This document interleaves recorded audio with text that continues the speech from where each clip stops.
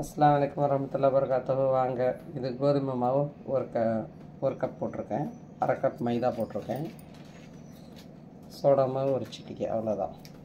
இருங்க, சால்ட்டு போட்டுக்கலாம்.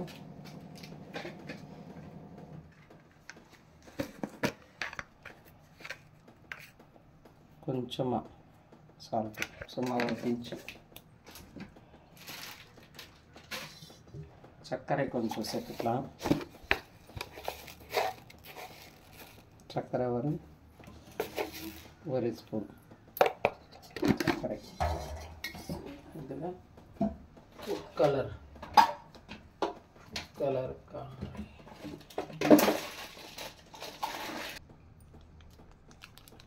கொஞ்சோண்டு ஆரஞ்சு ஃபுட் கலர் போடலனாலும் பரவாயில்ல, ஆனால் அது நல்லா இருக்க மாட்டேங்குது. அதுக்காக தான் ஃபுட் கலர் சேர்த்துக்கிறேன். சேர்த்துக்கிட்டு கொஞ்சமாக சர்க்கரை முழுசாக போட்டிருக்கோம்ல, அதனால் கொஞ்சமாக தண்ணி விட்டால் போதும்.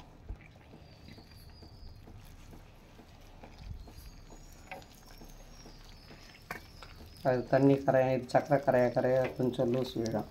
அதுக்காக கொஞ்சம் தண்ணி பார்த்து ஆட் பண்ணிக்கணும்.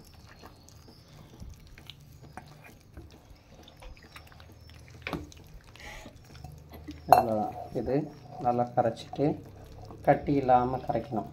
கரைச்சி கொஞ்ச நேரம் ஊற விடலாம். அது அப்படியே கொஞ்ச நேரம் இந்த கட்டி முட்டி இல்லாமல் பஜ்ஜி அளவுக்கு கரைச்சா போதும். பாருங்க, நேந்திரம் பழம் வச்சு தான் செய்வாங்க பழம்பொரி.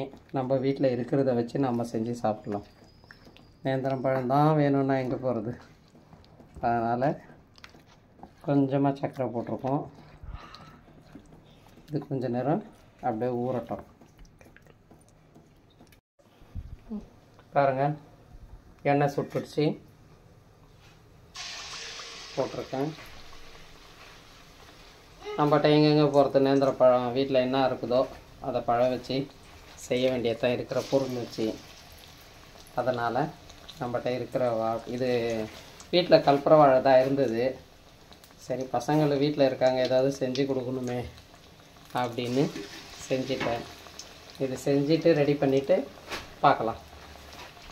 நாங்கள் ரெடி ஆகிடுச்சு, பார்க்கலாம். பாருங்கள், இப்போ எங்கள் பேத்தி டேஸ்ட் பண்ணி சொல்ல போகிறாங்க. அஸ்ஸலாமு அலைக்கும். எப்படி இருக்குது? சாப்பிட்டு சொல்லுமா. உங்களுக்கு சலாம் சொல்லியிருக்கா.